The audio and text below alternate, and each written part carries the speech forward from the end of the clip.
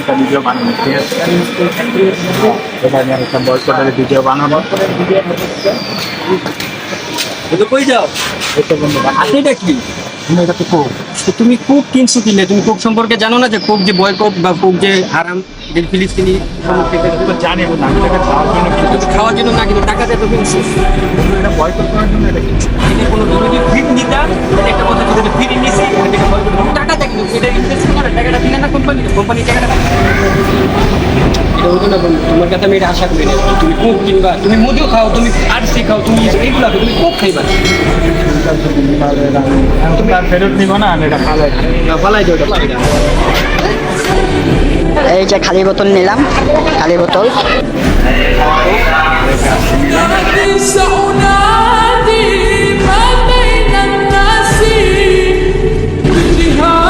আমাদের এই ভিডিওটা ছিল একটা শিক্ষামূলক ভিডিও। আপনারা যারা আছেন সবাই এই ভিডিওটা দেখবেন এবং আশা করি যে সামনে কুরবানির ঈদে আমরা সবাই ড্রিঙ্কস টাইপের সব কিছুই খেয়ে থাকি, বাট আমরা এই কোকা কোলাটাকে বর্জন করব। কোকা কোলা ব্যতীত আমরা সব ধরনের ড্রিঙ্কসে ইনশাল্লাহ সামিল থাকবো। ধন্যবাদ। খাই। আর মনে রাখবেন, যারা কোকা কোলা খায় তারা হ্যাঁ। কোলা।